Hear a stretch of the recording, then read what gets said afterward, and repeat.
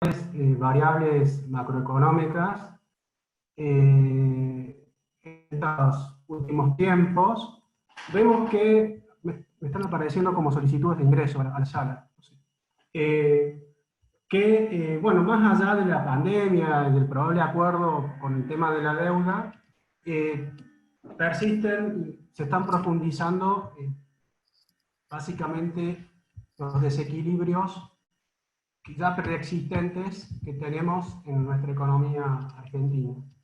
Tenemos una economía deprimida por la cuarentena, que ante la menor actividad lleva a que el Estado recaude menos, pero al mismo tiempo tenemos un Estado que ha activado mecanismos de protección para los sectores afectados, lo cual llevó a incrementos del gasto público y genera déficit fiscal en alza.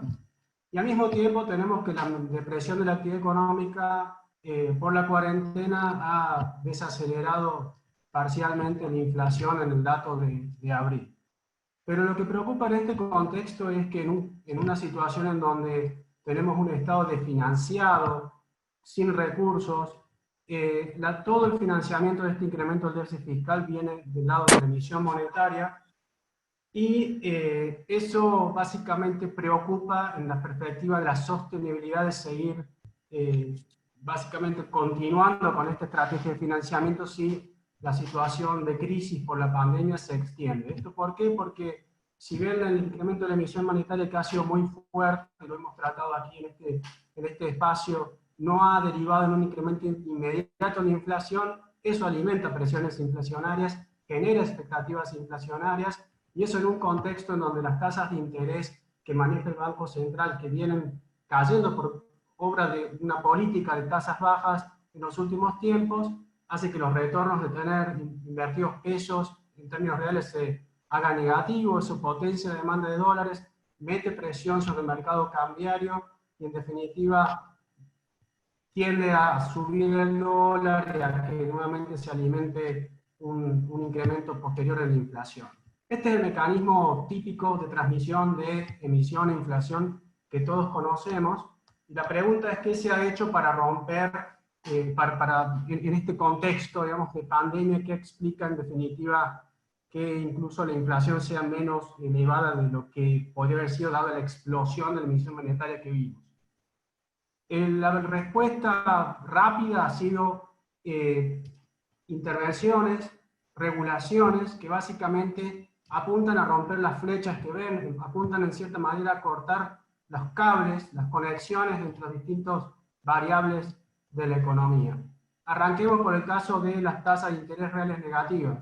En el mercado financiero, como les decía, como parte de una política apuntando a estimular la economía de bajas tasas, que no dio resultados en la primera parte del año, las tasas de referencia, estas tasas LELIQ, tuvieron una fuerte reducción que forzó a los bancos a pagar tasas más bajas por los depósitos de plazos fijos a los ahorristas. Eso, como les decía, si descontamos el efecto de la inflación, significa que para un ahorrista el retorno de invertir en un plazo fijo, lo que fue de este año, ha sido negativo.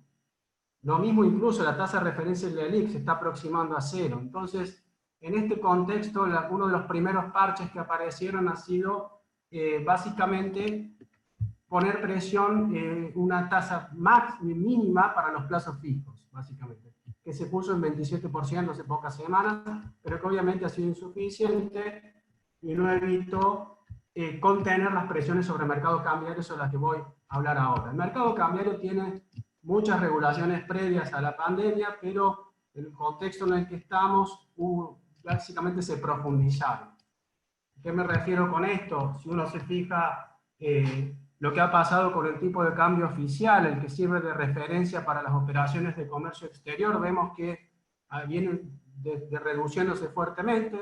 Esto tiene que ver con que las monedas de los países con los que comerciamos se vienen devaluando fuerte respecto al dólar, mientras que nuestra moneda, el valor oficial, se mantiene creciendo pero poco, entonces eso nos quita competitividad. El caso con Brasil es el más elocuente. En Brasil el real se depreció con fuerza en los últimos tiempos, entonces eso hace que bueno, hayamos perdido un 30% de competitividad con Brasil en las últimas semanas. Eso obviamente que significa que hay una perspectiva de que el dólar se tiene que devaluar en el mercado formal. Eso hace que haya una percepción de que el dólar está barato, entonces está llevando a los importadores a anticipar compras, a los exportadores a postergar la liquidación de exportaciones, en un afán de evitar que el dólar se suba, porque eso se trasladaría a precios. El central está interviniendo fuerte en el mercado cambiario con ventas por 500 millones de dólares de las reservas oficiales desde fines de marzo. Y eso también está pasando la factura en definitiva en los otros mercados del dólar. Ustedes ven ahí en el gráfico de la derecha la multiplicidad de cotizaciones del dólar que tenemos, el dólar mayorista, el solidario y el soja asociados a ese dólar mayorista.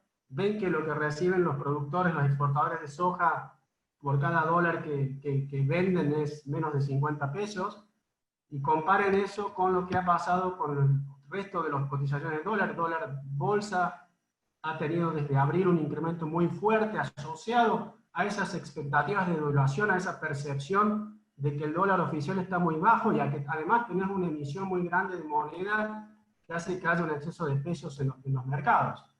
Entonces, esa elevada brecha cambiaria refleja cuán desalineado está ese dólar oficial, y para también, pensando de nuevo en los brackets, en los parches, en las intervenciones para evitar que esto se materialice, que esto se vea, aparecen restricciones fuertes a la operación en los mercados de dólar de la bolsa, aparecen restricciones tratando de incentivar a la oferta, básicamente más parches que tratan de cortar los cables de la economía, impedir que aumente el dólar en todas las versiones y que eso pueda trasladarse a inflación. ¿Eso ha permitido contener la inflación?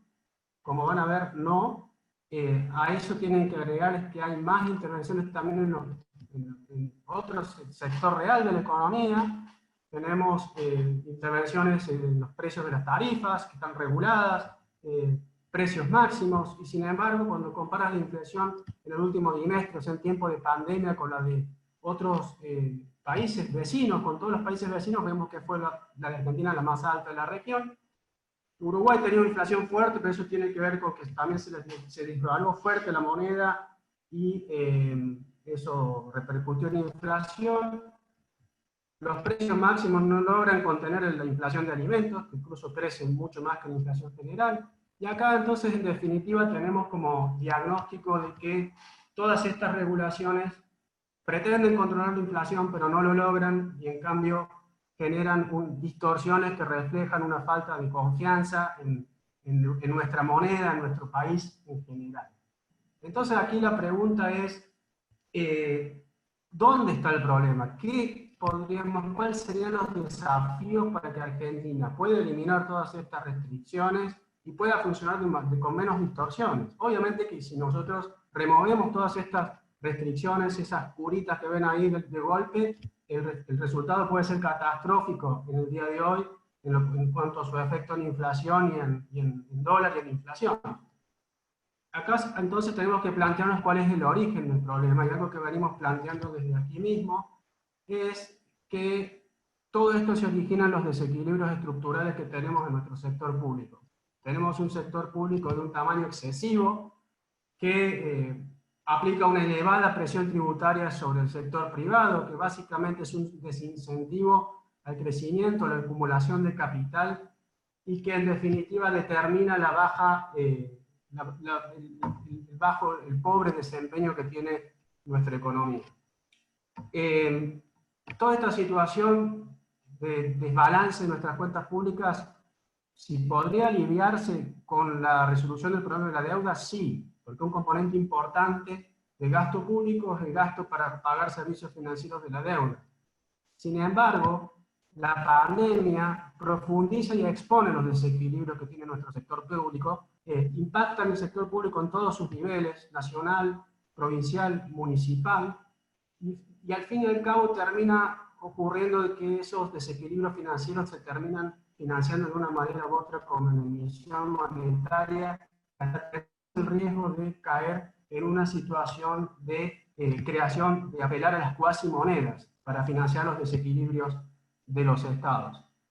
Esto entonces plantea el desafío de que en tiempos de pandemia es necesario profundizar medidas de autoridad, priorizar gastos, reasignar prioridades, y en ese sentido instrumentos como las políticas de evaluación de desempeño en el sector público, evaluación de impacto en los programas, presupuesto base cero, como está haciendo Chile, que evalúa cuál es el destino de cada partida de gasto, y con eso decide qué partidas mantener y cuáles no. Con instrumentos de ese tipo se puede avanzar hacia la contención del gasto y atacar dos problemas a la vez. El problema coyuntural de que no tenemos recursos en nuestro sector público, y un problema estructural de que el tamaño del sector público argentino es excesivamente grande.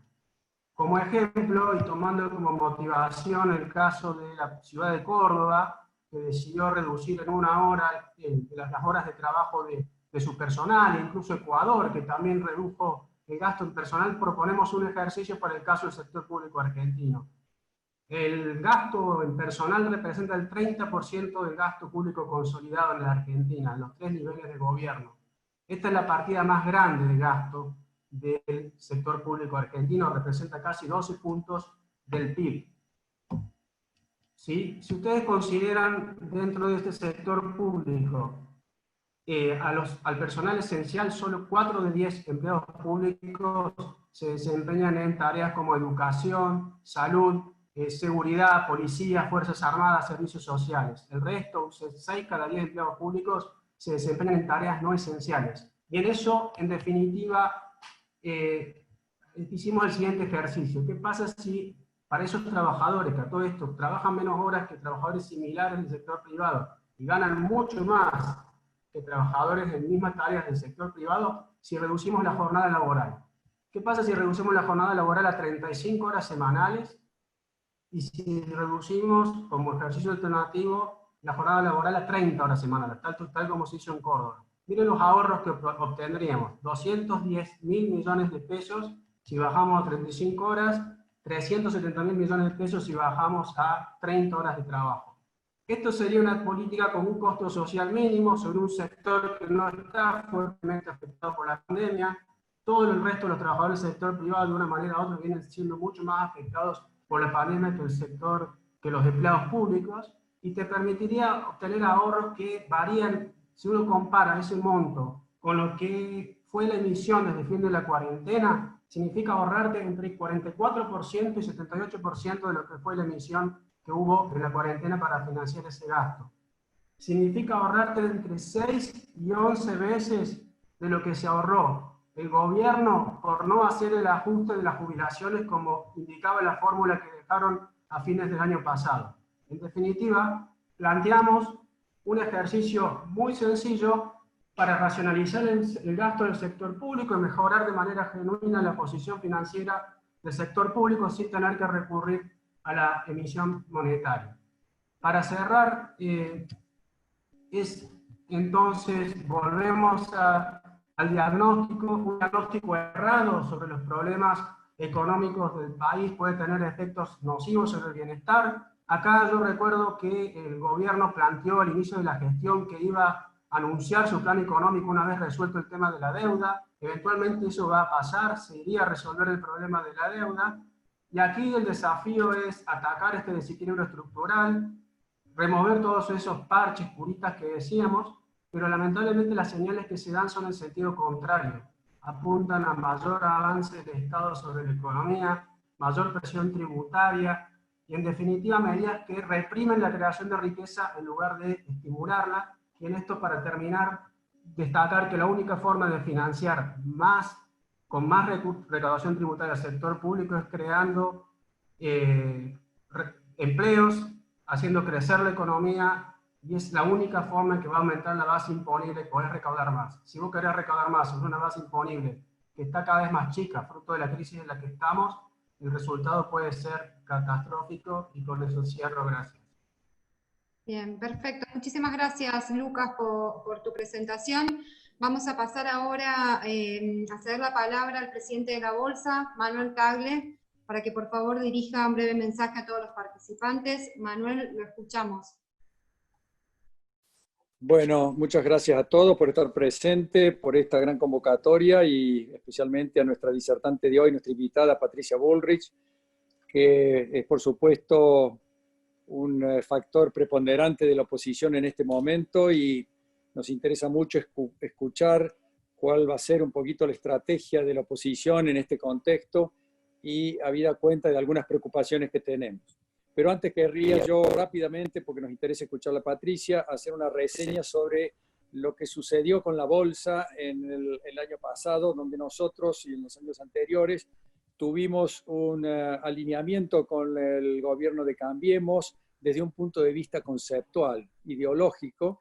Pensamos que estábamos en sintonía con las ideas que el gobierno estaba aplicando, que es la reducción de los déficits, controlar la emisión de moneda, reducir el aparato del Estado.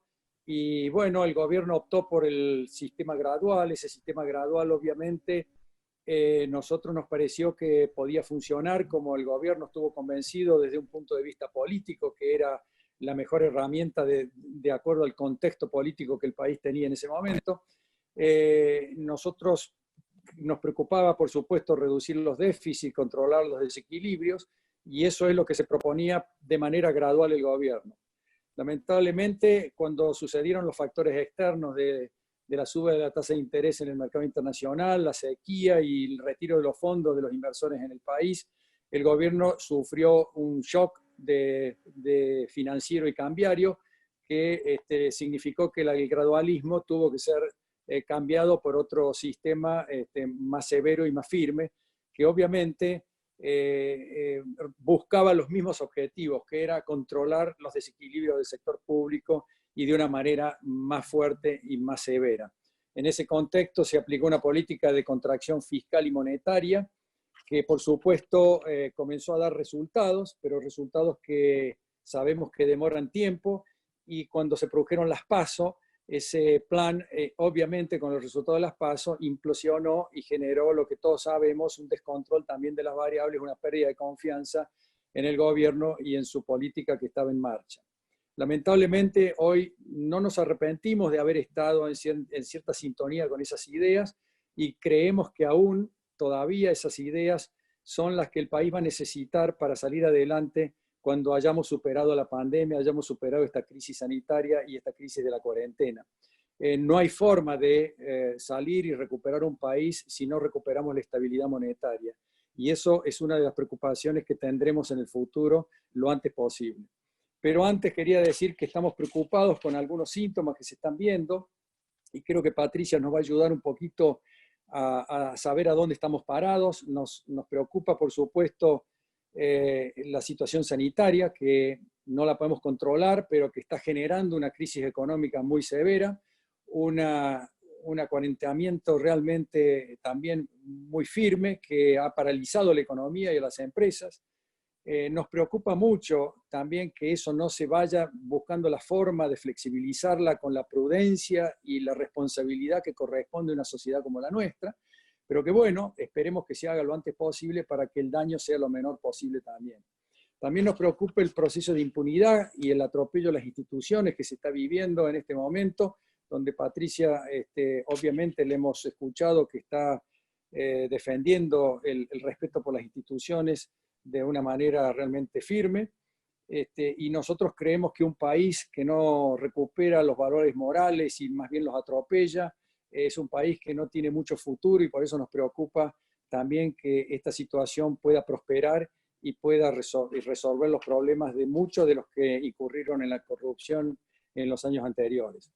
Pero también nos preocupan los mensajes contradictorios del gobierno que nos generan una cierta desconfianza sobre el futuro, y a eso nos referimos, como por ejemplo el alineamiento con el Grupo de Puebla, donde se han dado mensajes realmente en consonancia con el socialismo del siglo XXI, donde está Venezuela, donde están todos los países que sabemos hacia dónde van.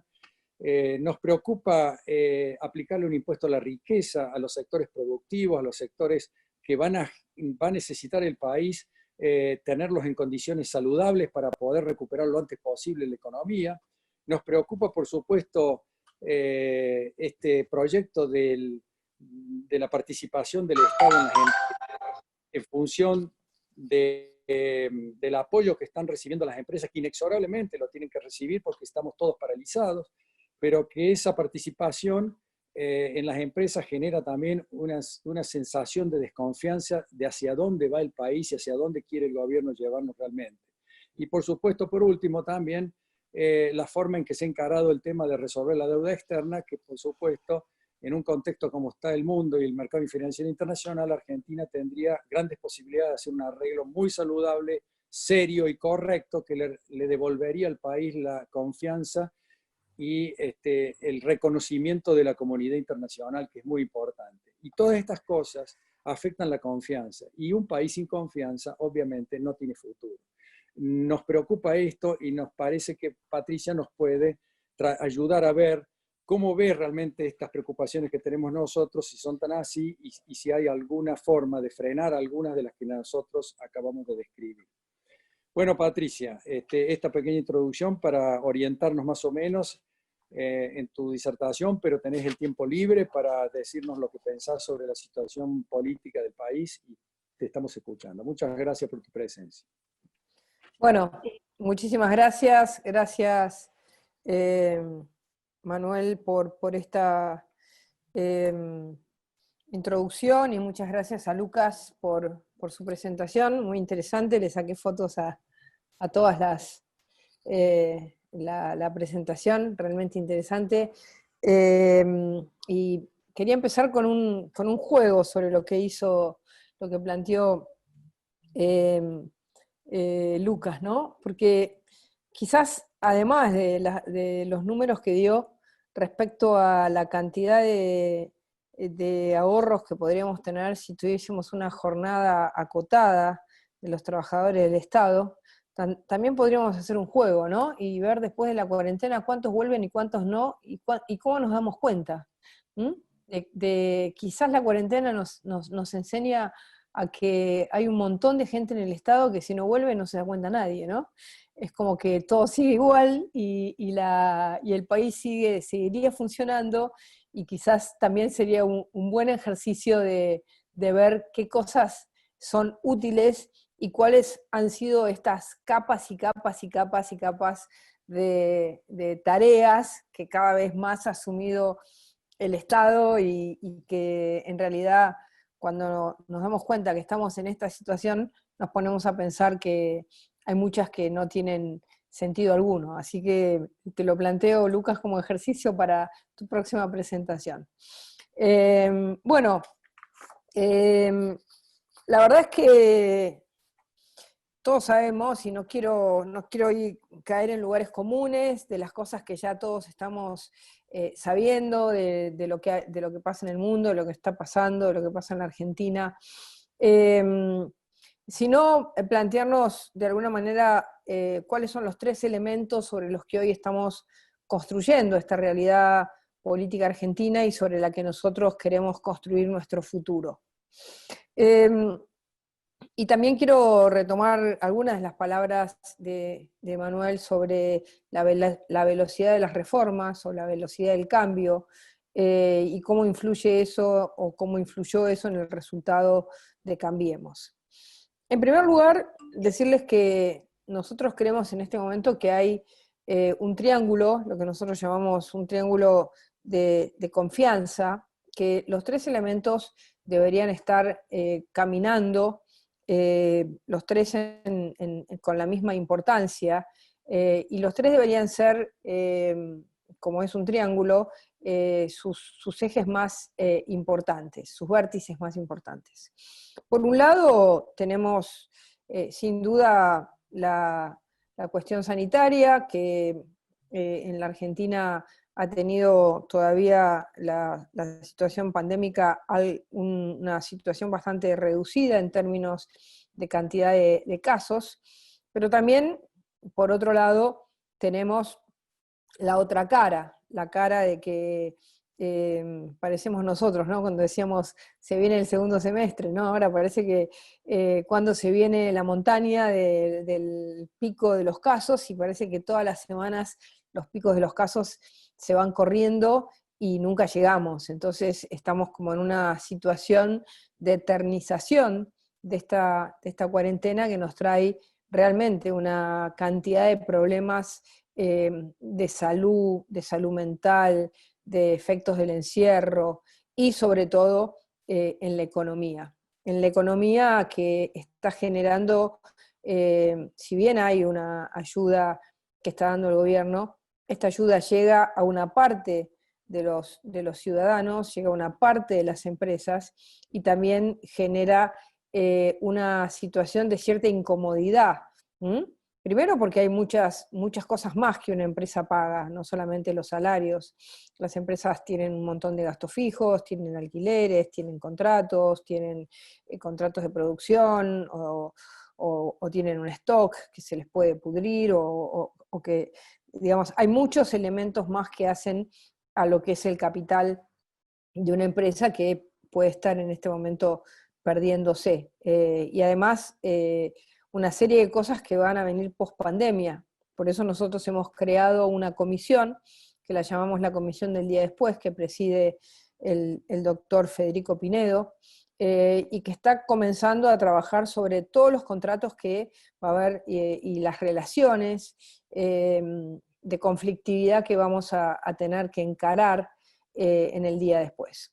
En esta situación de la salud, decirles que nosotros creemos que es necesario comenzar una salida más rápida, porque ya el tiempo de la cuarentena nos lleva a tener efectos no deseados, pero efectos muy fuertes sobre todo. Un año perdido en la educación no es gratis para el futuro de la Argentina y para el futuro de los jóvenes que hoy están perdiendo este año, aunque estudien por computadora, no es exactamente lo mismo todavía, no están dadas las condiciones, los padres no son docentes, no tienen todas las condiciones para poder enseñar, las condiciones del encierro, es decir, las situaciones de violencia.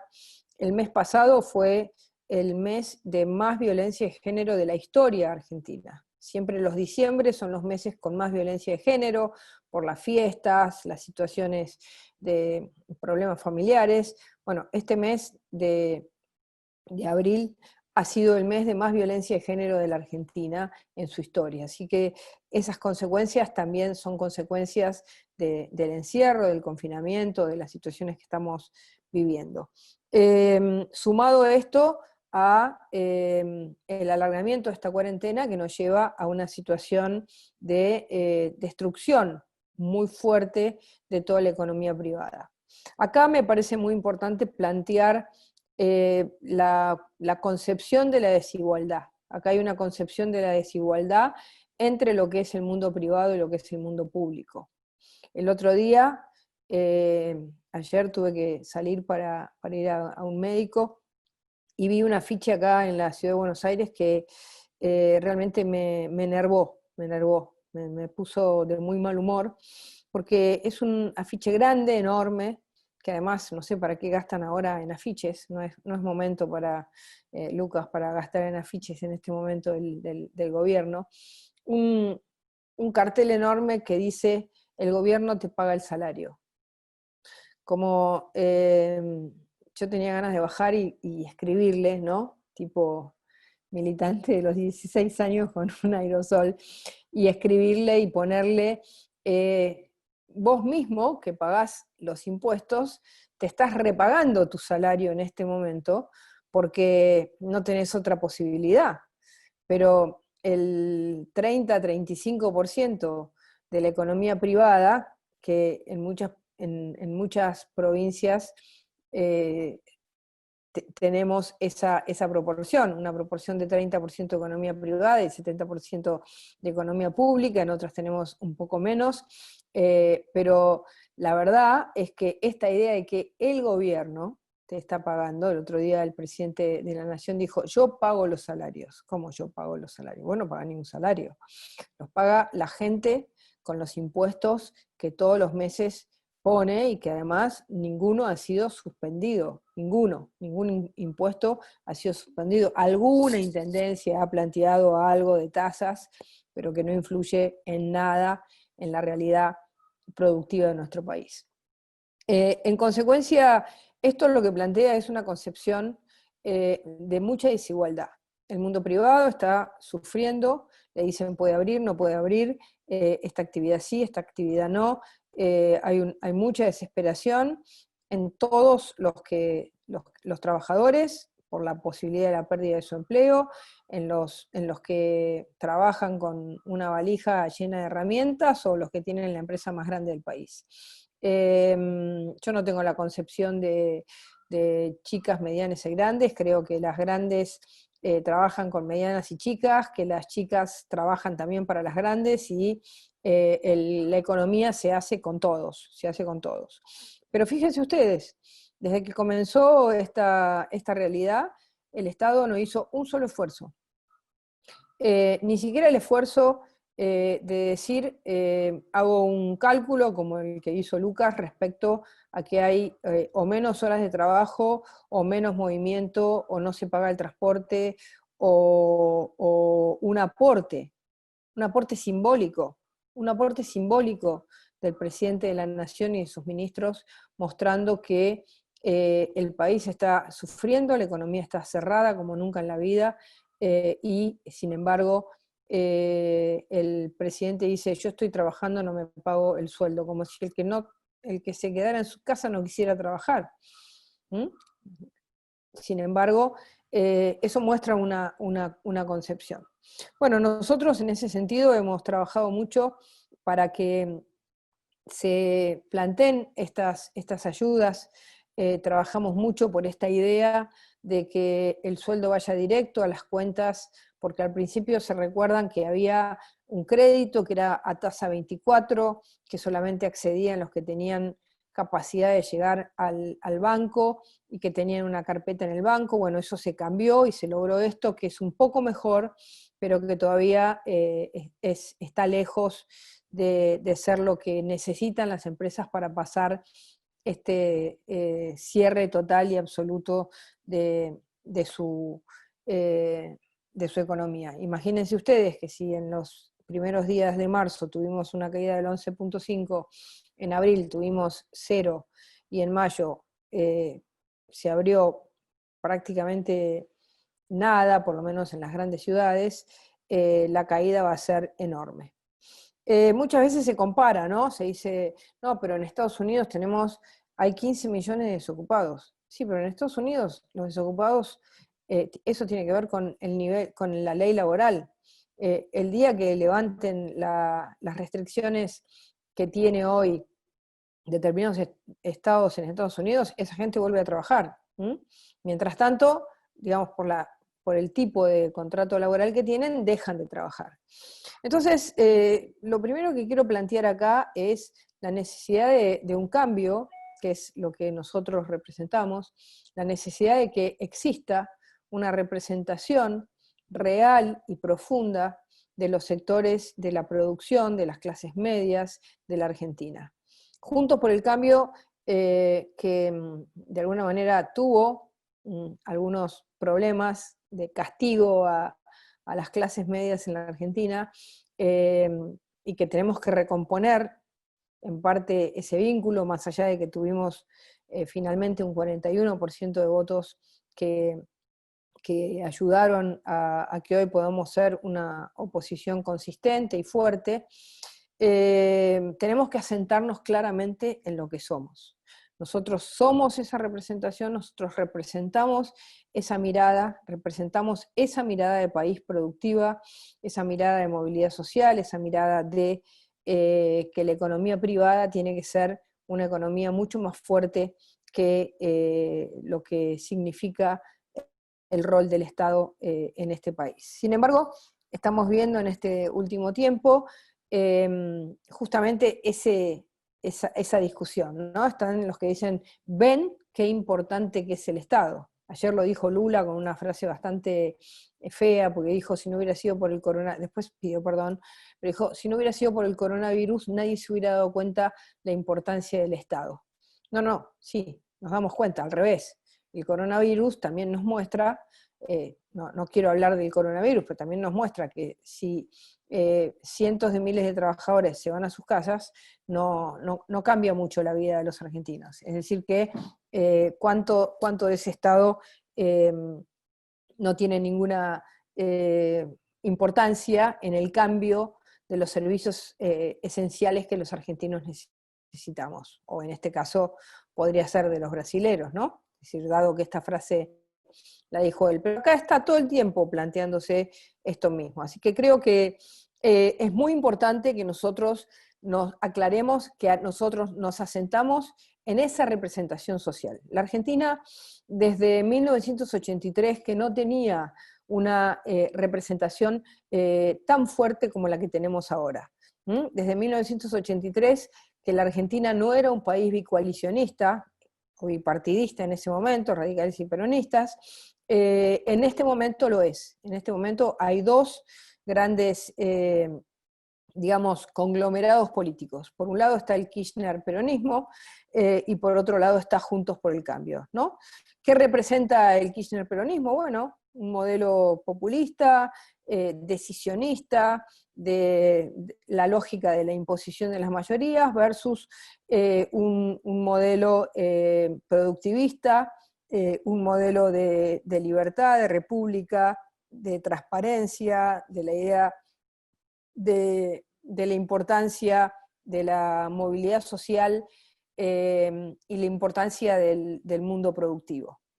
Yo creo que los dos grandes temas que nosotros necesitamos repensar hacia el futuro son, por un lado, lo que decía Manuel, el ritmo de los cambios que se tienen que hacer en la Argentina y el que evidentemente nosotros tuvimos serios problemas en ese sentido.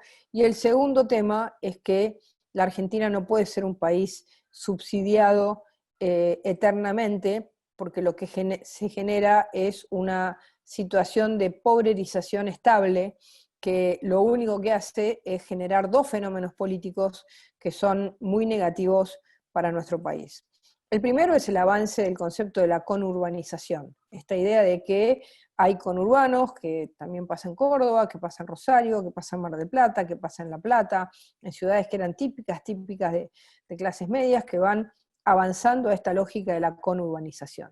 Esta lógica de la conurbanización es cada vez más sectores fuera del mundo productivo y con una ayuda social eterna. Eso no puede pasar más. Nosotros eso lo mantuvimos y la ayuda tiene que ser una ayuda semestral, no puede ser una ayuda eterna y la gente tiene que volver al mundo del trabajo inmediatamente. Habrá algunas familias, algunas mujeres que tienen 7 hijos que no lo podrán hacer, será un conglomerado pequeño aquel que no está en el mundo productivo, pero el resto tiene que estar en el mundo productivo. Ese es uno de los cambios muy importantes que nosotros tenemos que plantear. El segundo tema del que quiero hablar es el tema de la libertad, la república y los valores de la transparencia. Bueno, nosotros creemos firmemente en la libertad, y nos hubiera gustado y nos hubiera parecido una buena práctica trabajar esta cuarentena practicando la libertad como un concepto en el que las personas se autorregulan en su conciencia la necesidad de cuidarse, de cuidar al otro, de ser responsables frente a la conducta social que tienen que tener, responsables con sus hijos, responsables con su familia, responsables con los adultos mayores, responsables entre todos. Y no solamente la idea de que, digamos, solo me regula alguien de afuera, un externo. Me parece que la práctica de la libertad es una práctica que nosotros, los argentinos, tenemos que trabajarla más profundamente.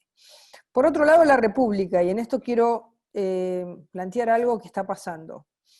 Hay una sensación de una ausencia de la oposición, que yo recojo a lo largo y a lo ancho del país, ¿no? Porque me he recorrido en un mes todo el país. ¿Y por qué recojo esto? Bueno, lo recojo porque sinceramente, creo que hay una lógica que practica el Kirchner peronismo, que es la lógica de la democracia de la imposición. La lógica de la democracia que solo vale una voz, la voz de las mayorías. Las mayorías tienen voz, las minorías perdieron, no tienen más voz. Es decir, totalmente contrario a lo que son las democracias consensuales, donde independientemente del nivel de diputados o de senadores que tenga la segunda fuerza, se la consulta, se la llama, se la busca, ¿no? Creo que en Córdoba pasó algo en estos días respecto a una reforma jubilatoria que fue así como a las apuradas, rápida, y sin que absolutamente nadie supiera qué pasaba. Digamos, entró el proyecto a la mañana y a la tarde lo votaron, ¿no?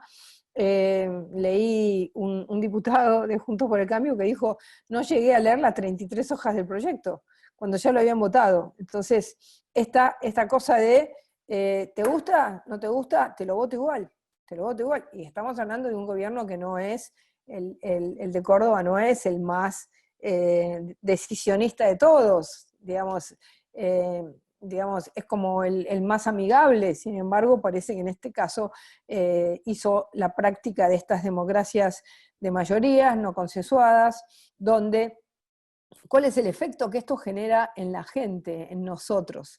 Esto genera la idea de que, digamos, votar a la oposición no tiene sentido porque no tiene herramientas. Si quiere ir al Congreso, va al Congreso, pero le votan el proyecto y el proyecto sale. Si quiere, digamos, levantar la voz o tener una mirada distinta, nunca le hacen una corrección a un proyecto de la oposición. Pero esto tiene un sentido. Esto está estudiado no solamente en la Argentina. Esto tiene un sentido, que es la idea de querer romper la ilusión que da que puede haber una democracia de consensos o una democracia de participación de las minorías. Porque nosotros siendo gobierno, algunos pueden pensar, y lo hicieron nosotros solamente discutimos los proyectos con los otros porque ellos siempre tuvieron mayoría. Desde 1983 el peronismo tiene mayoría en el Senado de la Nación. Entonces no teníamos otra alternativa. No, nosotros tenemos una convicción. Tenemos la convicción de que una política de Estado, una política que queremos que dure en el tiempo, tiene que ser consensuada.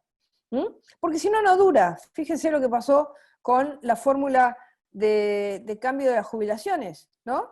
Nos dijeron que no, nos tiraron 14 toneladas de piedra, nos dijeron que era una porquería, y ahora la anularon y bajaron la jubilación al 50% de lo que se había votado en esa situación.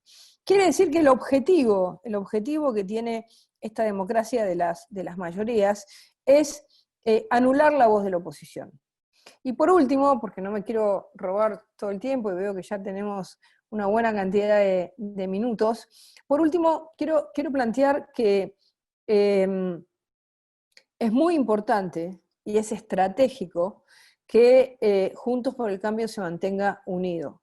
Es estratégico, ¿por qué? Es estratégico porque la construcción de la conversión de Juntos por el Cambio, de una fuerza electoral a una fuerza social que representa sin vergüenzas estas ideas, es lo que nos va a generar una continuidad y un piso electoral para las ideas de la libertad, de la república, de la producción, de la iniciativa privada, de la defensa de la propiedad privada, de la defensa del Estado de Derecho, de la defensa de reglas estables para nuestro país, de la defensa de la movilidad social como forma de crecer, y de estos valores que nosotros representamos. Creo que de alguna manera nosotros en algunas cosas nos dejamos configurar por ellos.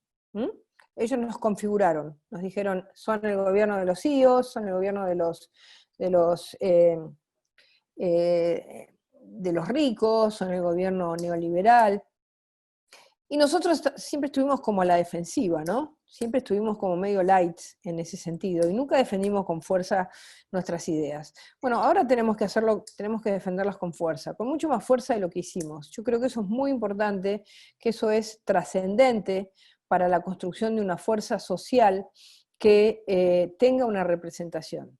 Recuerden ustedes cuando la Argentina construyó, de alguna manera, esto, cuando fue el conflicto del campo, que salieron miles y miles y miles de personas representando juntos en la idea de la defensa de algo muy importante, que no era solamente el campo, sino que era un modo de vida, una forma de pensar el país. Luego, en el voto a Cambiemos, lo que pasa que eso, nosotros en Cambiemos tuvimos algo de Cambiemos y algo de Sigamos, y entonces en ese Sigamos generamos ciertas frustraciones que en nuestro próximo mandato tenemos que cambiar, en el sentido de que Cambiemos tiene que ser un significante más profundo y tiene que estar claro qué es lo que nosotros vamos a cambiar. Por eso yo quería hacer este listado de valores que creo que son importantes para pensar cuál es el cambio y cómo en estos años que nos quedan por delante tenemos que construir esa representación. Representación que siempre estuvo, porque si uno mira la elección de las elecciones de toda la vida en la Argentina, siempre hubo dos miradas. Lo que pasa es que siempre de nuestro lado se desordenó. Nunca tuvimos una fuerza política estable en el tiempo. La única fue el radicalismo, pero el radicalismo en un determinado momento llegó a tener solo el 2% de los votos. El peronismo nunca bajó del 38%, es decir, que juntó la razón con la emoción, y esa razón con esa emoción, y cambió, porque tuvo a Menem y tuvo a Kirchner, tuvo a Duhalde y tuvo a Cafiero, qué sé yo, tuvo personas totalmente distintas, pero mantuvo algunas columnas vertebrales. Bueno, nosotros hoy tenemos que convertir a Juntos por el Cambio en una columna vertebral de los intereses de este país, de este mundo privado, de este país del crecimiento, de este país de las libertades, de este país del Estado de Derecho. Creo que esa es la gran tarea que tenemos para realizar. Muchas gracias. Muchas gracias, doctora, por su exposición. Vamos a comenzar ahora, si le parece, con un panel de preguntas. Dejamos habilitado desde ahora el canal de chat para que los participantes puedan ir ingresándolas por ese medio, pero mientras tanto vamos comenzando por la primera, si le parece bien. Tiene que ver un poco con lo que es el impacto de la pandemia en nuestro país, y en particular acerca de si usted considera que el gobierno puede estar utilizando como excusa la cuarentena para avanzar sobre temas que en otras circunstancias tendrían un menor margen de consenso social y político.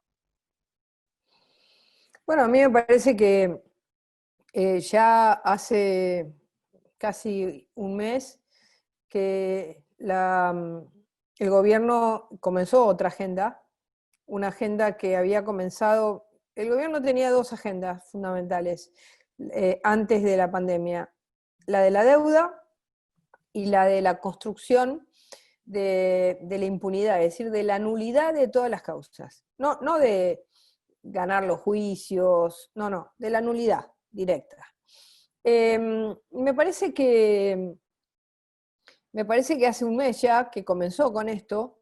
Comenzó probando con el tema de la liberación de los presos, con Pietragala pidiendo por la libertad de Báez, siguió con la Oficina Anticorrupción, digamos, saliendo de querellante de las causas de Autodesur y de los sauces, siguió con la idea de que va a presentar una reforma judicial que nadie conoce. El presidente dijo, bueno, a mí me gusta la corte de 5, pero si es de más, puede ser también.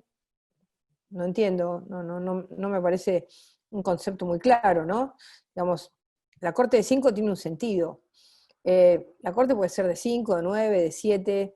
El sentido que tiene la corte de 5 es que, digamos, primero que es la corte del mismo kirchnerismo. El kirchnerismo puso la corte de 5 cuando terminó con la corte de Menem, o que había estado en la época de Menem. Pero lo interesante de esto es que después nosotros lo mantuvimos. Es decir, que lo interesante de la corte de 5 no es que sean 5, sino que es la durabilidad en el tiempo de una corte, la durabilidad en el tiempo de una institución.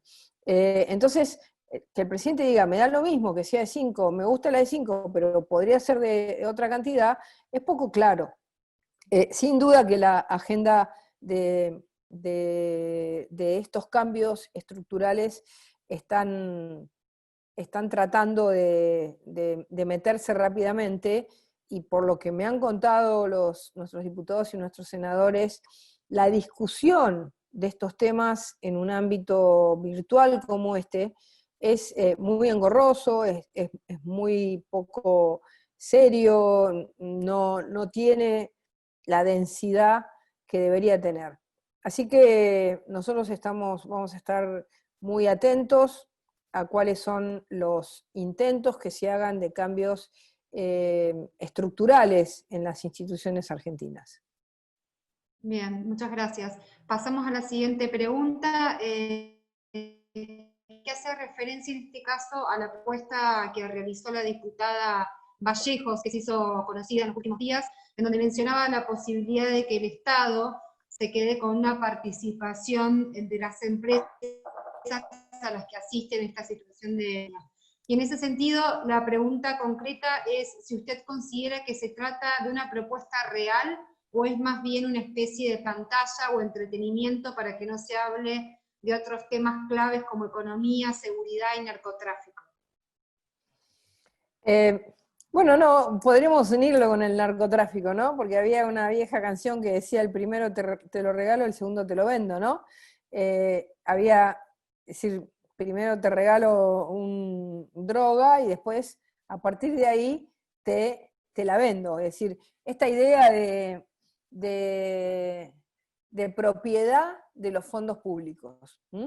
Es decir, de la apropiación del gobierno como dueño de los fondos. Entonces, es una concepción que nosotros tenemos que combatir muy fuerte. Siempre está esta cosa, ¿no? De que dicen que sí, que no, a la misma vez, no sé. Es decir, el presidente a mí me sorprende, no es que me sorprenda, sino que todos los días a lo mismo le dice que sí y que no. De golpe sale el ministro de Trabajo y dice, bueno, es una buena idea, y después salen y dicen en off que no. Entonces, yo sinceramente creo que es un intento, y evidentemente ayer alguno dio una explicación, creo que era Jorge Asís, que dijo, no, en realidad está enojada Cristina porque le pagaron los sueldos a Clarín, y entonces por eso esta es la reacción. Yo no creo, yo creo que hay una concepción ideológica de esta idea que también tiró, como les dije, Lula, ¿no? Bueno, a ver si de una vez por todas hacemos un capitalismo de Estado, con todas las empresas en manos del Estado, y nos dejamos de jorobar con esta idea del mundo privado, ¿no? Así que hay que estar atentos. No creo que sea una distracción, creo que son ideas que rondan en muchas cabezas de este gobierno. Bien, perfecto. Pasamos a la siguiente pregunta que plantea un poco la complicada situación en la que está nuestro país, alrededor de 90 años, mostrando una decadencia cada vez más pronunciada y actualmente en particular con un importante riesgo de aislarse económicamente del mundo y alejarse de lo que es un Estado de Derecho. Y el planteo es el siguiente: ¿no es el momento de pensar en la conformación de un gran frente opositor antipopulista? Y por otro lado, si usted cree que Juntos por el Cambio tiene en cierta forma la responsabilidad de articularlo y combinar sus ideas con otras dentro de un espacio más amplio para fortalecer las instituciones. Bueno, a ver, Juntos por el Cambio, por supuesto que está hoy representando esas ideas antipopulistas muy claramente. Hay expresiones que también lo están haciendo, más minoritarias, estamos totalmente dispuestos a charlar con ellos y a tener una búsqueda de un acuerdo, por supuesto, sin duda.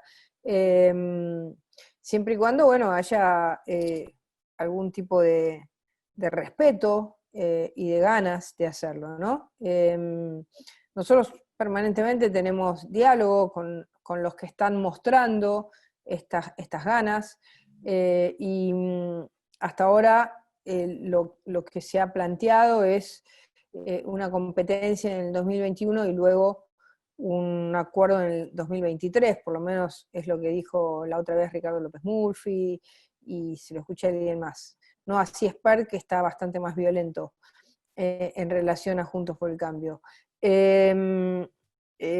Digamos, yo creo que nosotros estamos absolutamente abiertos a cualquier sector que tenga esta intención de lucha contra el populismo, contra este kirchnerismo, digamos, remozado ahora con otros sectores, como por eso yo le digo Kirchner-peronismo, porque está Massa, porque, bueno, hay algunos sectores que se sumaron, y sin duda fue inteligente esa suma que hicieron. Pero sí, estamos totalmente abiertos a buscar una apertura en sectores políticos y sociales que quieran ser parte y que estén queriendo representar. Totalmente abiertos a sumarlos. Hoy vamos a tener una reunión, acá también en Córdoba, con Sebastián García Díaz, que está dentro yo lo conozco hace años, de cuando era jovencito, que va a sumarse al PRO desde lo que era primero la gente, así que estamos muy, muy contentos con esta nueva incorporación que va a tener el PRO en Córdoba, y creemos que es importante, y es como el comienzo de esta etapa. Él también tiene mucha relación con otros partidos, digamos, vecinales y partidos provinciales, y va a tener también esa tarea, así que creemos que es una forma de empezar. Acá en Córdoba, por lo menos, estamos arrancando a sumar a nuevos sectores. Bien. Bueno, la siguiente pregunta tiene que ver un poco acerca de si están teniendo alguna planificación dentro del partido para el avasallamiento de la justicia por parte de la actual vicepresidenta de la Nación, y hace referencia en particular a la actitud un poco de borrar todos los juicios momento por corrupción, ¿no es cierto?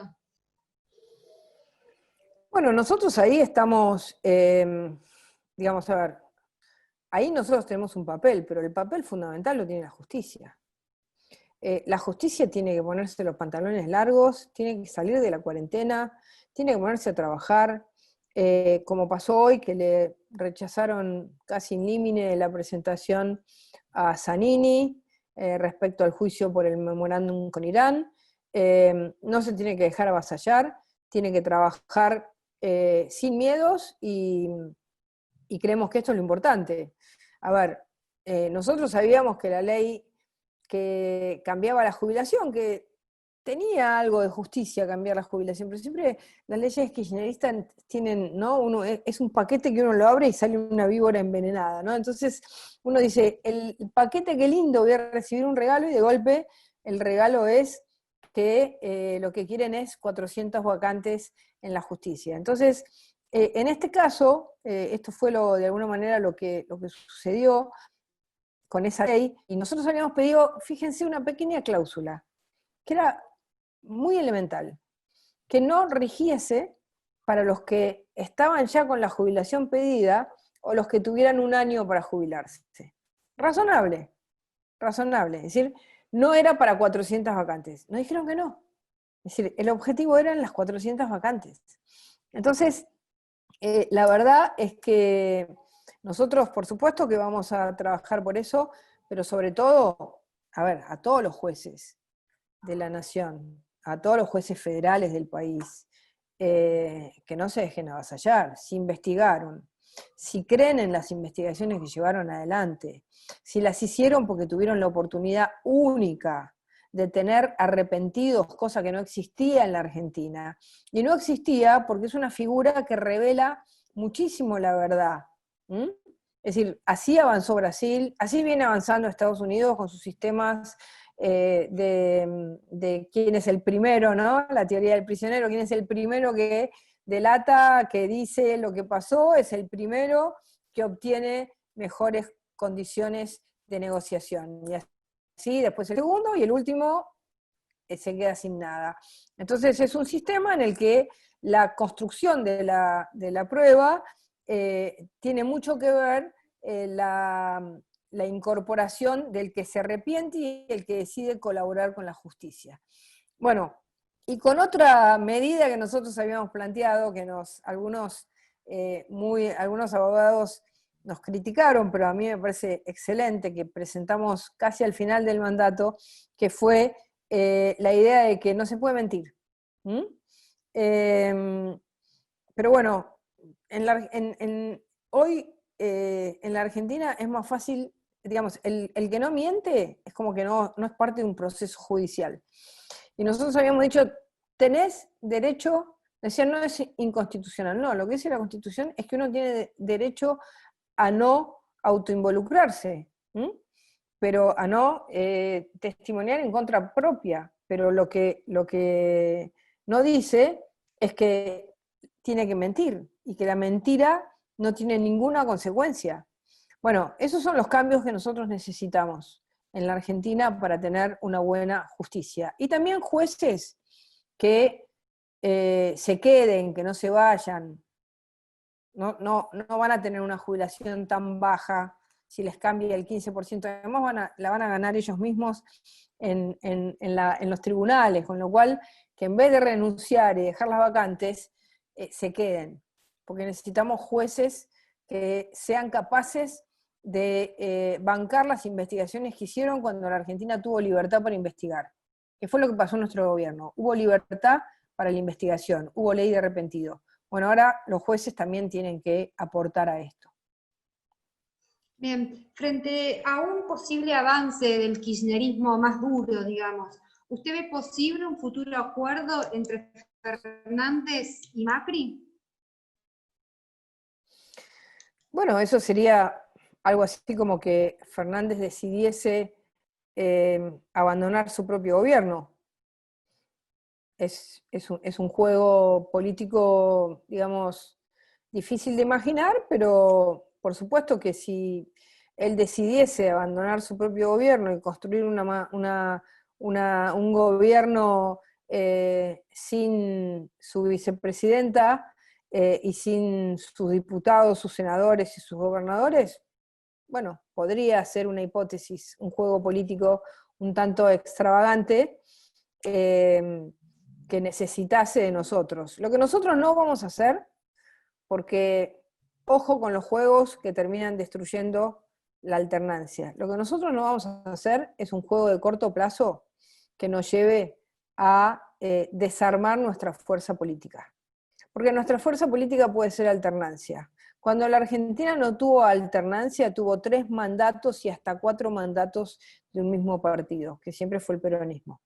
Entonces, la alternancia es la base de la posibilidad de generar cambios reales y de mantener, digamos, latentes los valores que nosotros representamos. Entonces, esos juegos de corto plazo lo que pueden ser es pan para hoy y hambre para mañana, es decir, hacemos por ahí un jueguito cortito, nos hacen un amague y después nos quedamos sin nada, ¿no? Recordemos que cuando Alberto Fernández era jefe de gabinete del gobierno de Néstor Kirchner, fue el gran arquitecto de la transversalidad, de llevarse a todo el radicalismo, armar el radicalismo acá, dividir a la oposición, hasta terminó creando el verbo, ¿no?, de la borocotización, ¿no? Borocotó pasó a ser, a transformarse en un verbo de yo me borocoteo, vos te borocoteás, nosotros nos borocoteamos, es decir, digamos, y eso generó, de alguna manera, como un cambio. Hoy no es tan fácil irse de un lugar. ¿Por qué? Porque hay una sanción social más potente sobre esos dirigentes. En consecuencia, yo lo veo como algo casi imposible. Veo más bien a Alberto Fernández aceptando, negociando con la vicepresidenta, digamos, en este discurso, como en este doble discurso permanente, más que en la posibilidad de una ruptura que creo que llevaría a un gobierno de muy corto plazo y nos comprometería a nosotros a ser parte de un presidente solo. Yo creo que terminaríamos nosotros destruidos en esa idea, ¿no? Lo fui como pensando en el momento en que me lo preguntaron, así que les dije como varias respuestas a la vez. Bueno, perfecto. Ahora pasamos un poco a la parte más local. ¿Cómo imagina usted, doctora, el proceso de unión estratégica de Juntos por el Cambio en la provincia de Córdoba? Bueno, a ver, hay una distancia muy fuerte entre lo que pasó en la elección local con la elección nacional. Nosotros tenemos que ir a la convergencia entre esas dos elecciones. Yo creo que el PRO, dentro de Juntos por el Cambio, tiene una gran posibilidad. Si bien es verdad que el radicalismo tiene una tradición muy fuerte en Córdoba, muy fuerte, creo que el PRO tiene una posibilidad de crecimiento enorme, enorme. Yo estoy trabajando mucho para que eso sea así, para que los que son intendentes se animen a dar un paso fuerte en la construcción del PRO, en todos los pueblos de Córdoba. Además, Córdoba tiene más intendencias que ninguna provincia del país, ¿no? Es como una locura, 500 y pico, ¿no? 535, si no me equivoco. Seguro que me equivoco, pero 500 y pico. Entonces, yo creo que tenemos una gran posibilidad. Tenemos una gran posibilidad de generar un triunfo en la provincia de Córdoba. Si nosotros sacamos el 60% de los votos en Córdoba, y Córdoba demostró que cree en la libertad, que es republicana, que no le gusta someterse al poder central, que no le gusta que le manejen su economía como pasó con el conflicto del campo, que quiere ser productiva, ¿no? Que es una mezcla, ¿no? Por supuesto, es la docta y el cuarteto, no digo que sea solamente la docta, pero esa mezcla de una Córdoba que se revela, que tiene posibilidad, y nosotros creo que tenemos que representar eso. Tenemos que poder representar ese sentimiento cordobés profundo, que es un sentimiento de fuerte autonomía y presencia del país productivo. Así que yo creo que el PRO está con una gran posibilidad de crecer. Creo que hay que animar a algunos de los dirigentes, otros nuevos, muchos de los que están acá en este Zoom, deberían en sus pueblos y en sus lugares, o si son de la ciudad de Córdoba, arrancar, porque necesitamos muchísima gente nueva, o que no haya estado en política, o que quiera meterse, como dijo Manuel al principio, dijo, bueno, nosotros de alguna manera estuvimos cerca de Cambiemos. Bueno, ahora estuvimos cerca, tiene que cambiar por estamos adentro de Cambiemos, somos Bien. parte.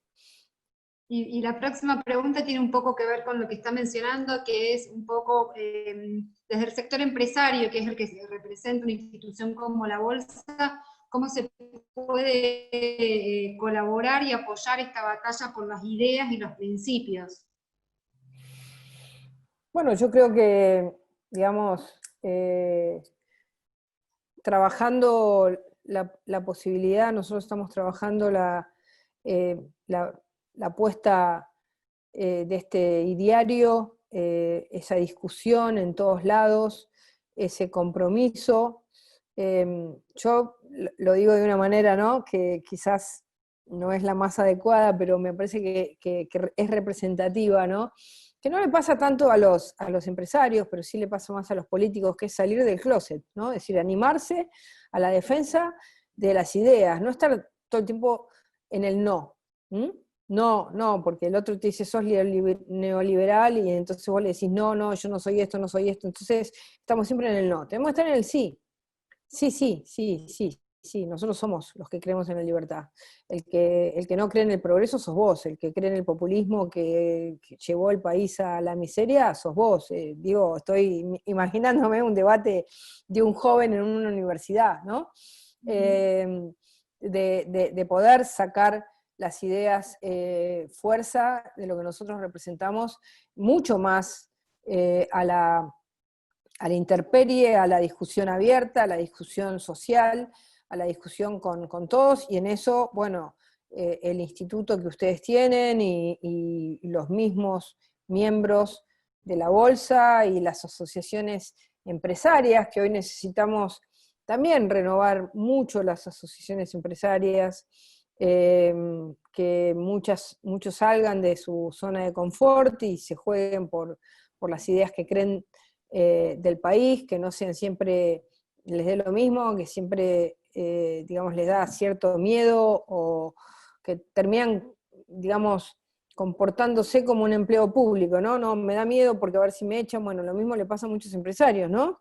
Que les da miedo todo. Bueno, creo que es importante el ejemplo que ustedes dan de jugarse por las ideas. Y bueno, y esto significa ayudar en escuelas, ayudar con cursos, con todo lo que ustedes puedan ayudar para que esas ideas cada vez estén más fuertes en todos los ciudadanos, y sobre todo la batalla que tenemos que dar en los jóvenes, ¿no?, que es la más importante en este momento. Perfecto. Pasamos a la siguiente pregunta, que tiene que ver con cuál es la visión de la coalición de Juntos por el Cambio sobre el rol que debe tener el comercio internacional y la apertura económica a través de los tratados de libre comercio. Hay sectores industriales proteccionistas que no tienen ningún valor estratégico en nuestra matriz productiva. Bueno, nosotros creemos que la forma en que se proyectó el tratado con la Unión Europea era una forma bastante razonable, es decir, el hecho de, digamos, es como que uno dice, bueno, yo tengo que llegar al momento en el que voy a abrir este sector, tengo que llegar con estas condiciones de productividad, con esta capacidad de infraestructura, con esta capacidad de exportación, con esta dimensión. Entonces, me parece que el hecho de que los tratados vayan generando distintas velocidades a los sectores que están un poco más atrasados y tendrán una velocidad de unos años más, pero creemos que todos los países que han avanzado con tratados de libre comercio han logrado avanzar muchísimo en sus economías, así que creemos firmemente en eso, y creemos que por supuesto, en algunos casos hay que sacarlos del letargo y decirles, bueno, tenés tanto tiempo para acomodarte. Es un poco lo mismo que los planes sociales. Bueno, te voy a dar 6 meses para que te formes, o 1 año para que te formes, pero al año salís a trabajar. Es lo mismo, es la misma concepción, de país productivo, ¿no? Es decir, en aquel que está subsidiado o en aquel que está subsidiado porque no tiene competencia. Y que en definitiva, al tener un mercado cerrado y al no competir con nadie, bueno, pone el precio que quiera y nosotros pagamos todos los productos más caros del mundo. Ahora no podemos viajar, pero cuando viajamos nos damos cuenta que pagamos todo más caro, todo, absolutamente todo. Entonces, finalmente, no solamente es el problema hacia afuera, es el problema de nuestros salarios, es el problema del salario de cada argentino, porque cada argentino, si paga una camisa el 40% más que una camisa no digo en Estados Unidos, ¿no? Pero en Chile, y es un país que paga impuestos, no digo Paraguay, que por ahí tiene, aunque está bastante bien Paraguay últimamente, pero en Chile, entonces no tiene sentido, no tiene sentido porque al final nuestro salario está totalmente condicionado por los altos precios que pagamos. Bueno, lo que hicimos con los celulares en Tierra del Fuego, ¿no? Todos pagamos los celulares mucho más caros, todos pagamos todo más caro. Entonces, no solamente por lo que uno vende afuera, sino también por el poder adquisitivo del argentino. Bien, creo que Manuel... Te hago una pequeña observación que nosotros venimos defendiendo hace tiempo, y es que los empresarios debemos dar el ejemplo de que las excesivas protecciones o las protecciones de la economía no hacen otra cosa que subsidiar al empresario y perjudicar a la gran mayoría de los habitantes que somos los consumidores, y que, como acabas de decir vos, terminamos pagando más caros los productos que ellos producen. Así que en eso nosotros hemos estado en consonancia. Pero bueno, no sé si hay más preguntas, Josefina.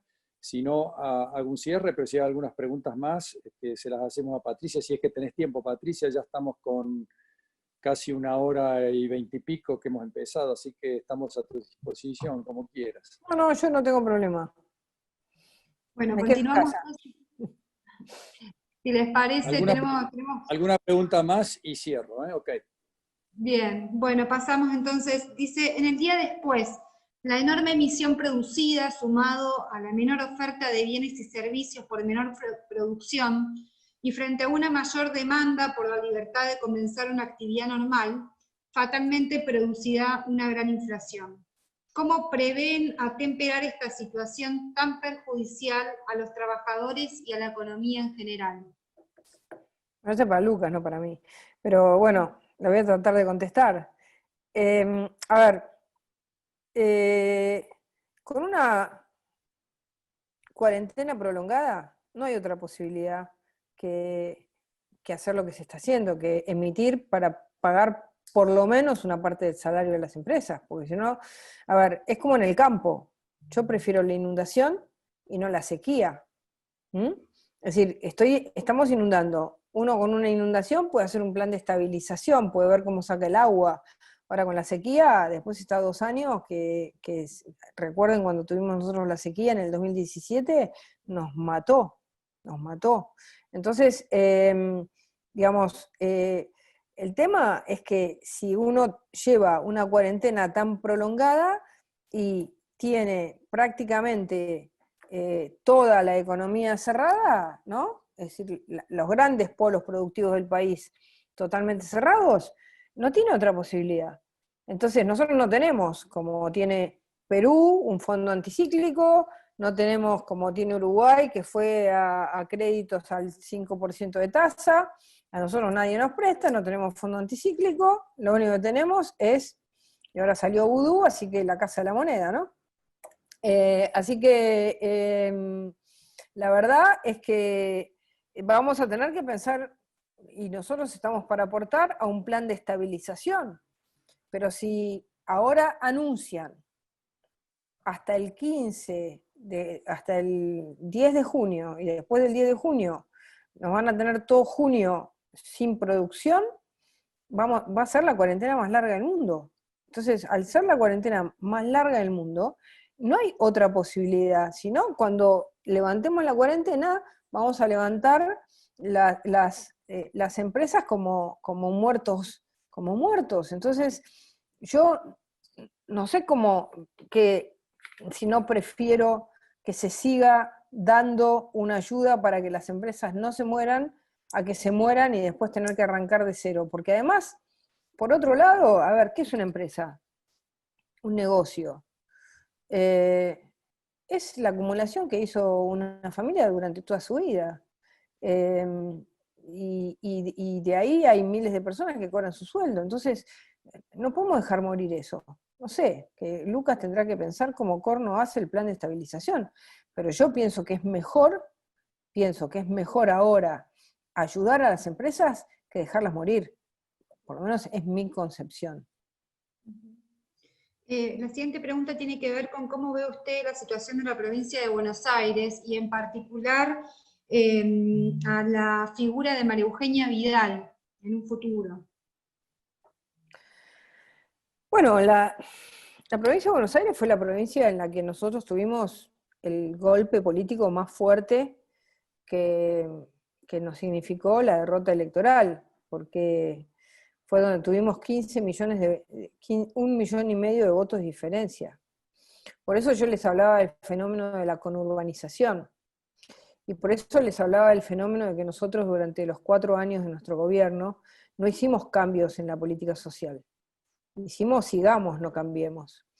Y eso hizo que muchos sectores que, digamos, entre la crisis, digamos, muchos sectores de los sectores medios más bajos, que veían que había una ayuda social muy fuerte para el que vivía de una política subsidiada, y a ellos se les cobraba más impuestos, más tarifas y demás, terminó diciendo, bueno, pero al final, ¿qué pasó acá? Y ese fenómeno de la conurbanización fue el 1,5 millones de votos. Nosotros tuvimos 1,900,000 votos de diferencia con Alberto Fernández. 1,5 millones fue en 14 partidos del Gran Buenos Aires. 14.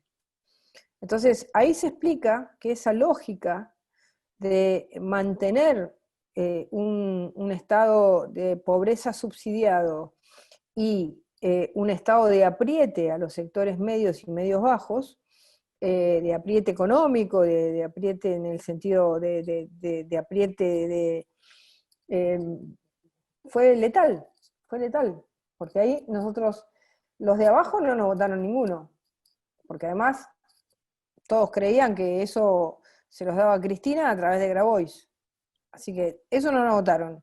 Y los otros dijeron, al final nosotros lo votamos para que nos aprieten nuestros bolsillos y mantengan la misma estructura social, digamos, clientelar que tenía la Argentina.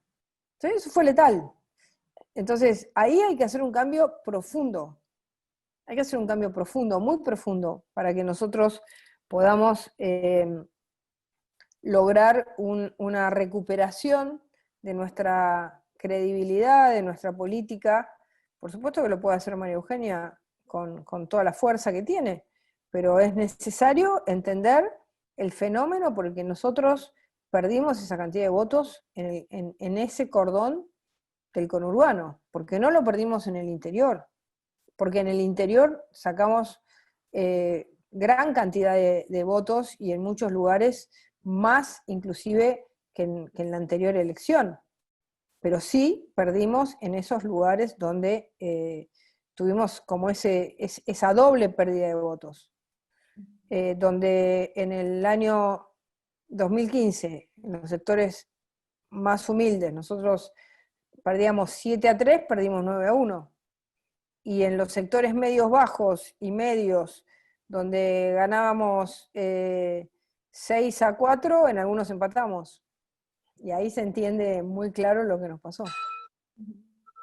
Bueno, doctora, la verdad que es un placer escucharla. No queremos quitarle más tiempo porque tenemos varias preguntas igual, pero le voy a ceder de vuelta la palabra al presidente de la Bolsa para que haga un cierre de la actividad.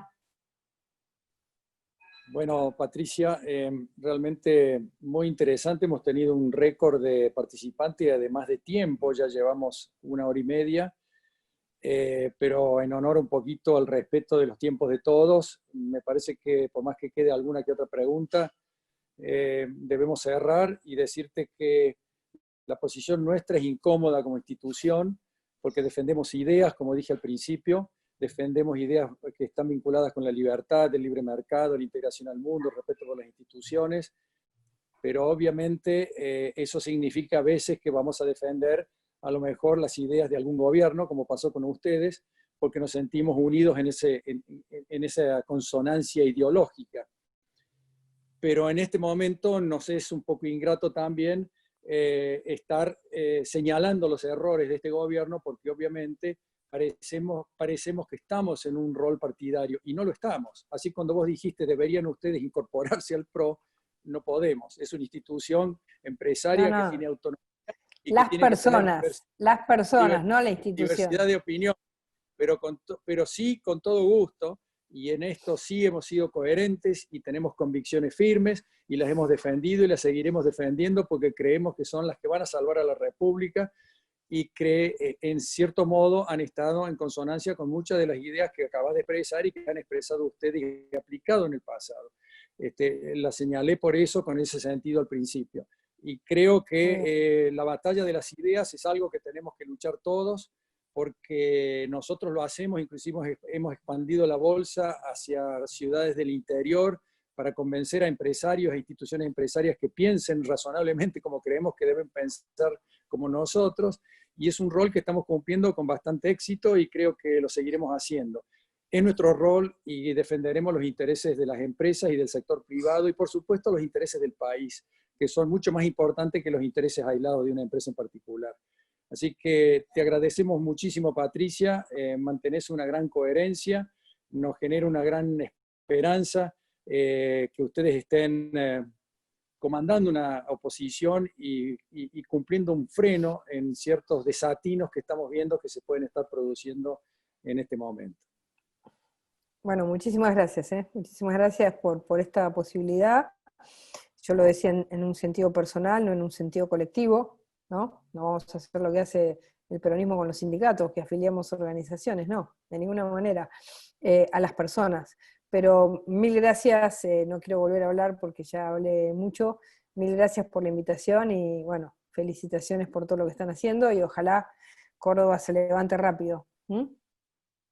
Bueno, muchas gracias, Patricia, de nuevo, muchas gracias a todos por estar presentes y compartir este momento. Reflexiones que son... Gracias. Gracias, muchas gracias. Muchas gracias.